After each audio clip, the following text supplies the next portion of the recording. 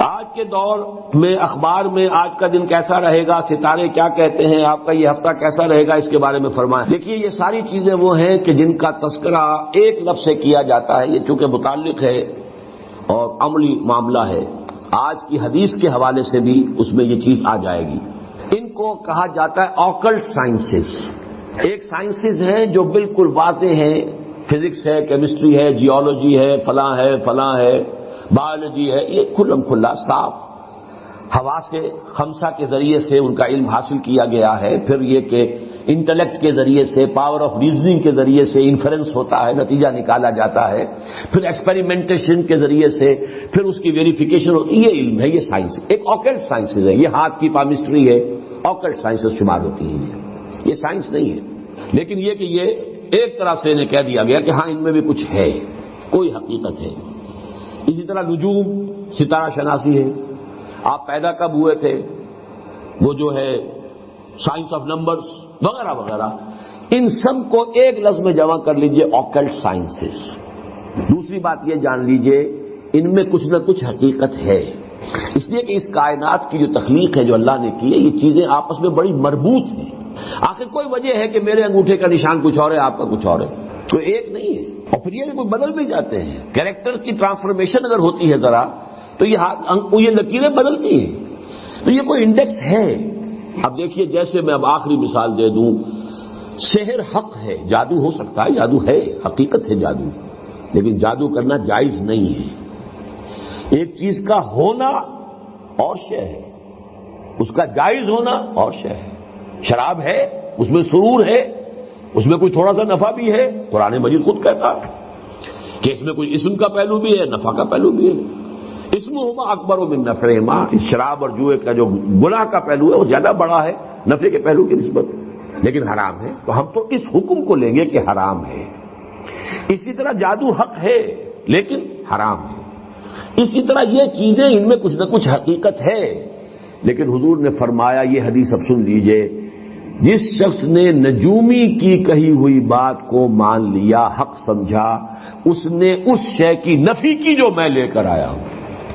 میں لے کر آیا ہوں قرآن، میں لے کر آیا ہوں ہدایت، میں لے کر آیا ہوں وہ احکام جو اللہ نے مجھے دیے ہیں تمہارے لیے، تم ان کے پیچھے لگو، ان کو اپنا امام بناؤ، انہی کو سمجھو، انہی کو دل میں جگہ دو، انہی کو دماغ میں بٹھاؤ، باقی یہ اشیاء جو ہیں ان کی طرف توجہ نہ کرو۔ ورنہ ہمیں معلوم ہے قرآن مجید میں ہے، حضرت سلیمان کے ایک وزیر نے وہ کارنامہ کر دیا تھا کہ نہیں، ملکہ سبا کا تخت کہاں سے کہاں پہنچایا، چشم زدن میں، جبکہ عفریت من الجن نے بھی کہا تھا کہ جب تک یہ آج کا آپ کا یہ جو ہے برخاست نہیں ہوتا دربار، اس وقت تک تو میں لا سکتا ہوں، میں وہ ملکہ سبا کا بلقیس کا تخت لے آؤں گا اس سے پہلے کہ آج دربار برخاست ہو۔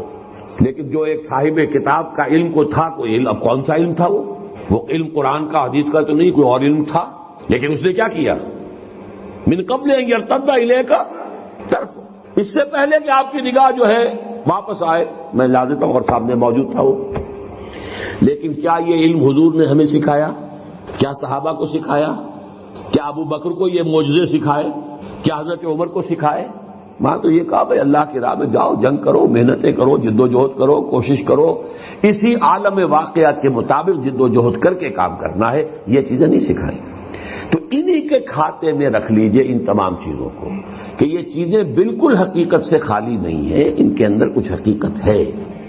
اور آج میں نے ابھی چونکہ اس موضوع پر ایک مذاکرہ حال ہی میں ہوا تھا گورنمنٹ کالج لاہور میں، اس میں ایک بہت بڑے جو ہمارے ہاں کے پامسٹ ہیں مسٹر ایم اے ملک، وہ بھی آئے ہوئے تھے، ان سے زندگی میں پہلی ملاقات وہاں ہوئی، اور اشفاق صاحب بھی تھے، اشفاق احمد تلقین شاہ صاحب، وہاں گفتگو ہوئی۔ تو میں نے کہا کہ آج کی دنیا میں تو یہ شے ہمیں اتنی معلوم ہے، جینز کے اندر سب کچھ لکھا ہوا ہے، تو اگر ہاتھ کے انگوٹھے میں لکھا ہوا تو کون سے بڑی بات ہے، یہ تو بہت بڑی شے ہے۔ ہر سیل کے اندر جو اس کے اندر جو نیوکلیس کے اندر جینز ہیں، اس میں ہر شے موجود ہے، آپ کی پوری ہستی موجود ہے، آپ کا پورا وجود موجود ہے۔ تو بہت ہی چھوٹی سی شے میں ہے، یہ انگوٹھا ہو یا ہاتھ کا یہ پورا میں تو بہت کچھ ہو سکتا ہے، لیکن ہمیں محمد رسول اللہ نے ان چیزوں کی طرف ترغیب نہیں دلائی۔ ہمیں رکھا ہے کتاب اللہ پڑھو اور سمجھو، میری سنت پر عمل کرو۔ اور جو دنیا میں جو مادی وسائل و ذرائع ہیں ان کو تسخیر کرو، انہیں استعمال کرو، توکل اللہ پر رکھتے ہوئے بھرپور اعدوا لہم ما استطعتم. یہ نہیں کہ بیٹھ کر تم اپنی وہ تپسیائیں کر کے روحانی قوت اتنی تیار کر لو کہ بس ایک پھونک مارو اور پوری کا پورا لشکر کفار ختم ہو جائے. That was not the way of Muhammad صلی اللہ علیہ وسلم. ورنہ وہ پھونک مارنے کی طاقت سب سے بڑھ کر تو حضور میں ہونی چاہیے تھی، لیکن نہیں. آپ کے بھی دندان مبارک شہید ہوئے ہیں، آپ کے بھی انتہائی محبوب چچا، خالہ زاد بھائی چچا اور دودھ شریک بھائی اور ساتھ کے کھیلے ہوئے ہمجولی اسد اللہ و اسد رسول ہی وہ شہید ہوئے ہیں اور ان کی لاش آپ کی نگاہوں کے سامنے آئی ہے. تو ہمیں وہ راستہ اختیار کرنا ہے ما انا علیہ و اصحابی. باقی ان چیزوں کے بارے میں نفی مطلق کرنے کی ہمیں کوئی ضرورت نہیں.